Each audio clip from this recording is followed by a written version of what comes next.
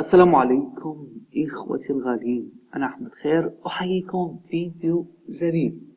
في هذا الفيديو إن شاء الله سنشاهد معا كيفية الطريقة اللي تشاهد بها عشرات القنوات سواء رياضية أو قنوات أفلام أو أكثر من 110 قناة دولية من بينها بين سبورت تشاهدها مجانا وبجودة عالية وبطريقة سهلة جدا هي اللي نشاهدونها.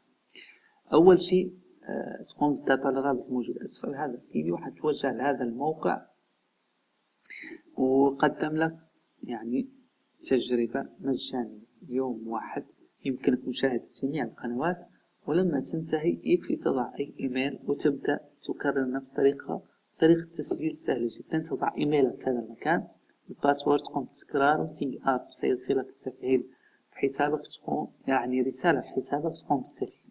من بعد ما يصبح عندك حساب، لو تلاحظوا تأتي لما تقوم فتح حساب في الموقع تأتي إلى واتش تي في وتحدد أي قناة تريد، سواء القنوات الرياضية إلى قنوات الأندية وبين سبور. كل هالقنوات هي قنوات ليست مجانية إنما قنوات مدفوعة.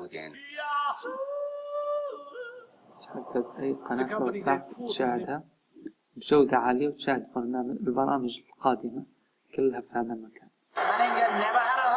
يمكنك أيضا مشاهدة قنوات الرياضية ومشاهدة المباريات، قنوات كرتون سبورت، قنوات تشاهد دوري أيضا الإسباني بشكل حصري.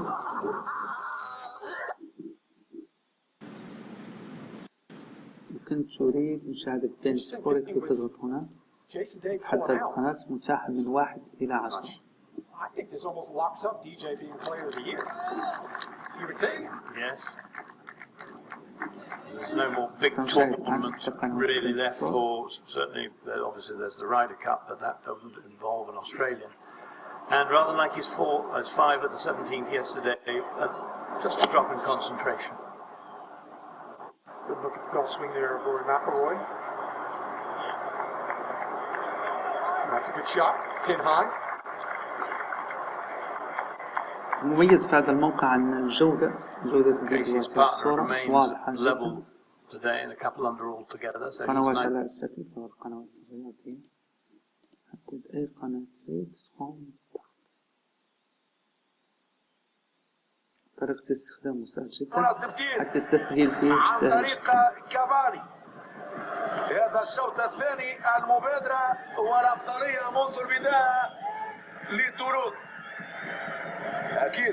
سأضعكم رابط أسفل الفيديو، يمكنكم تشاهدوا جميع المباريات بشكل مباشر مجاني، وكل المباريات الغير منقولة. لو تلاحظوا هذه المباراة تونس كأس الجرمان هي مباشرة الآن. أنا أحمد خير أحييكم.